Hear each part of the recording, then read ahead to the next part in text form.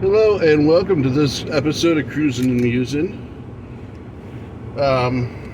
Continuing to drive the Uber and whatnot, but today we're taking a little break to go down and get some chicken wings from B-Dubs. They're doing their normal special on Tuesdays, buy one, get one, and well, we're going to enjoy that for as long as we can before they're not able to do that special anymore. Today's video is going to be in response to a comment that was, or question rather, that was left on one of Dr. Souza's videos. That is Dr. Souza from Echelon Education Consulting. You've heard me mention him before. And that question was simply this: who should be prioritized, students or teachers?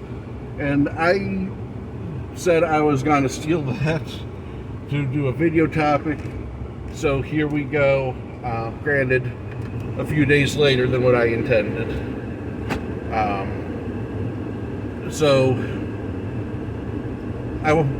Before we get started, if you haven't already subscribed, please do so. I have the goal of getting to 50 subscribers so we can do the live stream from mobile. The whole premise of the channel is that I talk while I drive because I find it to be a mentally focusing activity, and it really helps clear stray thoughts out of my otherwise chaotic and busy mind. And if you like what I gotta say, give me a thumbs up. If you think I'm an idiot, give me a thumbs down. If you're somewhere in between and have a nuanced view, leave a comment, and we'll go from there. So we're rolling down Studio B. This is the 08 town car I've been using to drive Uber in. Very nice vehicle for it. People love getting off work and being able to get into the extended back seat with the extra leg room in here and just being able to relax after a long, hard day. And it's been really, really pleasing to have people be happy to see me and, know that they're getting that little extra level of comfort out of it after busting ass all day long to, get that extra level of comfort of being in this instead of a Civic after they get off of work. So, getting on to topic here, students or teachers, who should be prioritized? I want to say that right now I feel like we are seeing the consequence of prioritizing students over teachers, and that it has ultimately turned into us doing worse by the students than if we had prioritized the teachers. And I say this because there's a simple extension here. Most teachers want to teach and want to help kids. Most students are there because they have to be there. So when we look at the end goal of education, which is ensuring that each child receives a good education and gets prepared with skills to assist them as they become adults and future citizens, it really does behoove us to, focus on the ones who are going to be more consistently on point. Now, I am fully aware that some teachers are in it for the pay or for the convenient schedule when they themselves are parents. I'm not going to say those are wrong reasons to get into teaching. I mean, I considered being a doctor because I thought that, it sounded good to get paid and, be treated with that level of respect. But, I also, at the same time, just could not bring myself to do that level of school, nor was I comfortable going that far into debt simply to go to school. Whereas the teaching degree, after everything was told, cost me $27,500 that I couldn't get in scholarships or what have you. And that was going to school at the worst possible time to be trying to work my way through college. The unemployment in this area was like up to 30% during that time. So I was in the job market competing for jobs at McDonald's with guys who had, bachelor's degrees and 2 kids to feed. You're not winning that sob story contest. Getting back on topic. So teachers versus students, we are kind of seeing the result of putting the student first in that, teachers get burned out, teachers leave, the remaining students get split up among the remaining teachers, and now those teachers get closer to being burnt out, and each of those students gets less of the teacher's time and attention. So it would be, and this is going to be a common theme here, is a lot of the things the teachers want are going to be beneficial to both the teachers and the students. So, as a teacher, you want to have a limited class size so that you can give each student, a fair amount of time and attention. You want to be able to assist them and help them, give them some of that one-on-one. And, so I would say that, 20 is the ideal number for a secondary sized class. That's big enough for group assignments. That's big enough for, presentations and discussion, based teaching and everything like that, but not, so small to where those things don't operate very well. But it's also not so large to where in the, typical classroom, you can't maintain classroom discipline just because, the kids are packed in too tight, too close together, and they're physically uncomfortable. And I really feel like as you move past 20 students, that becomes more of the issue, is the kids aren't comfortable and they're not getting that individualized attention, so they don't feel appreciated and they act out about it. Because at the end of the day, kids are kids and they like getting attention. And 20 is about the right number, I feel. Some teachers might feel it should be a little smaller, some a little higher, but 20 is the number I'm sticking to. And in the elementary classroom, I would say 12 to 15. Because you still want to have enough kids to have a variety of personalities in there. So kids can learn how to get along with others as part of the socialization that goes on in the schools. But you don't want too big of a class on the elementary level. I think 20 is... Having 20 of the little kids together, I feel like would be like having 25 of the big kids. It's just on the fringe of being way too many. And you could do so much better with just a couple fewer bodies. Because the little ones do require more individual one-on-one attention, and they do need a teacher that is not exasperated because, do the little ones like to cry? So, there's an example of classroom size as, if you do it for the benefit of the teachers, you're going to benefit the students. Things such as, where do you appropriate money to? Do you put money into technology for the students to use, or do you put money into the teacher's pocket? Well, all the studies show that, teachers are the most impactful thing in the classroom. And I can definitely tell you that is a thing here, because I'm not sure how they do it in other counties still, but Florida, specifically the county I work in, has it down to where the lesson plans are no longer made by the teachers. The lesson plans are made by curriculum coordinators who ensure that every school is in lockstep with each other, because our population is so mobile and the kids are so constantly displaced that they want a student to be able to be on the south side of the county, move to the north side of the county, move to the west side of the county, and move to the east side of the county, and never be more than a day or two off of where they were when they started the whole process of moving around. And they put a lot of effort into enforcing things go that way. So our teachers don't enjoy the level of freedom other teachers do, of being able to take a couple days and spend it on deeper exploring a topic. It's the 23rd of April, and therefore you must be on lesson 7 of chapter 10. If you are not on this, you must catch your class up or slow them down. There's not much room left for variation. The honors courses, they have a little bit more depth added to them, but it's not enough to justify being an honors course.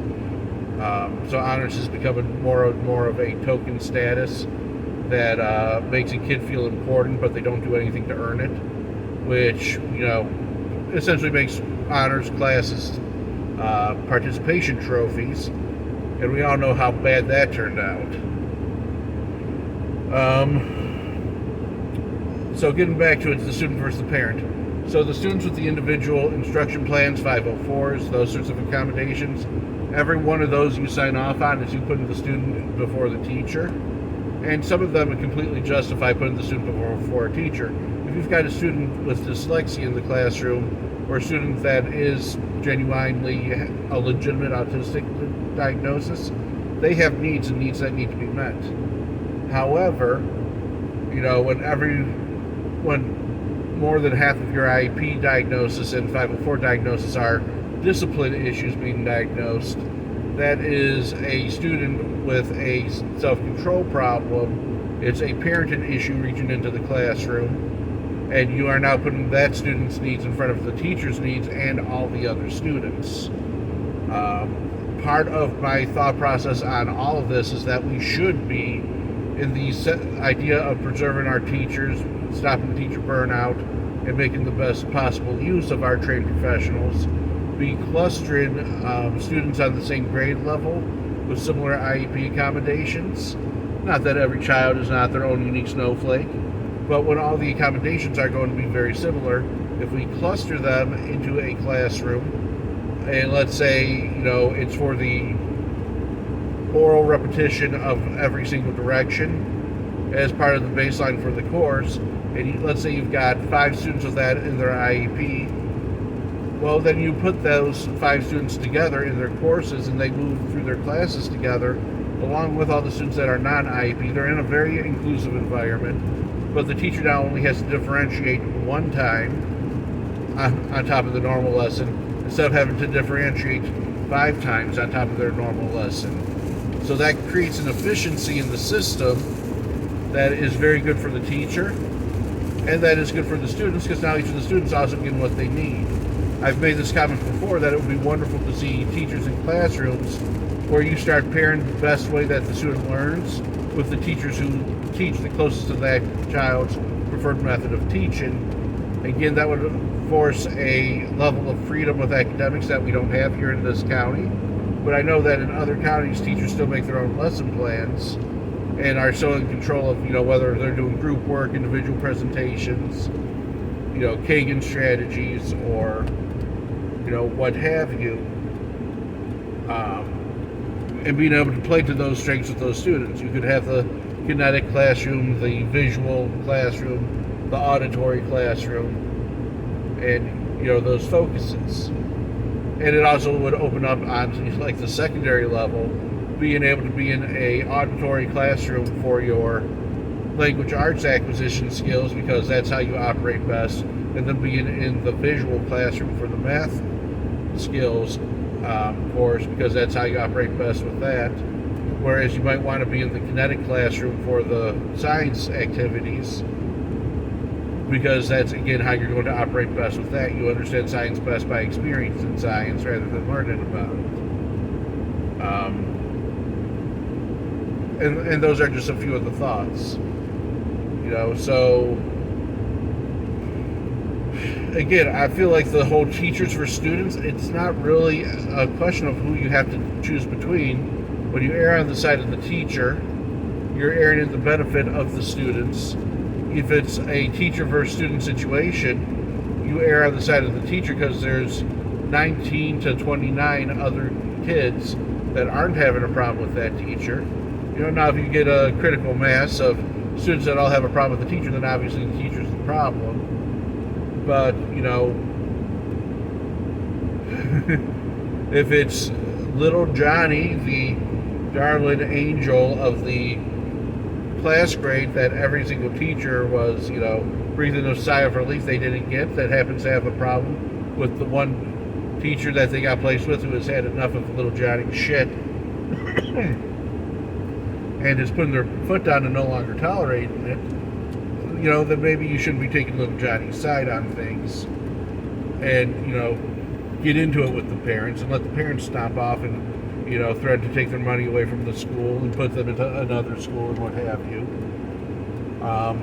I do think that we could truly fix a lot of what's wrong with education right now with the simple abolishment of zero tolerance policies, and by having administration and like school bureaucracy being willing to litigate out the lawsuits instead of constantly trying to settle to avoid the news coverage.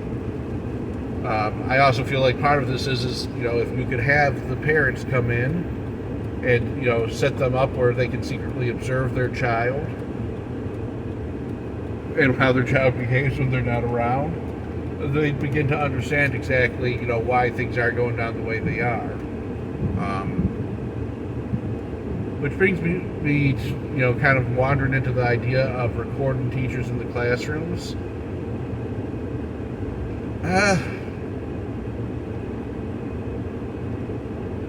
It's a mixed bag. I don't have anything to hide in my classroom curriculum-wise, but I'm not sure I want to, have that camera rolling when I'm on, the 5th week of there being no breaks or anything. I'm tired, I'm frazzled, and I snap at a kid, yell at them when they haven't really done anything too wrong, which I know is not the most professional conduct, but, let's be honest, teachers are humans and they will occasionally bark at someone who doesn't deserve it. Not everyone can be Mr. or Mrs. Sunshine 100% of the time, every time. But I do feel like, maybe video evidence of the classrooms and being able to show that video evidence to the parents would stop this bullshit of, it's the parent and the student against the teacher instead of, the parent and the teacher working as a team to grow this child into that functional adult. Because again, our end goal here for education is to produce students that, have become functional adults that are grown, that are able to enter society and operate fluently in the society that they're being raised in. And I really feel like we're dropping the ball on education in a huge way, and this gets into a completely different topic of how I feel like the schools are creating the mental illnesses that lead to a lot of the school shooting situations, because it's the one common thing I can come up with between all the school shootings is they've all gone to public school. They've all had a very rough time in public school, and they've all had some sort of mental illness associated with it or exposure. I'm not sure that the kids in Columbine exactly, by the way they expressed what they expressed, were mentally ill so much as just completely feeling lost and powerless. But I don't want to get too far off topic into that. So again, students versus teachers, who do you prioritize? Well, when you prioritize the individual students, you take away from the group of students. If you prioritize the students as a group, you've now not have the level of refinement that modern education standards demand. So if you prioritize the teachers, you're enabling them to hit both the individual students in the way that's got to be best for those students, and things where they can operate as a group, better as a group. So I really feel like by focusing on the teachers, you're going to improve the quality of education the students are receiving.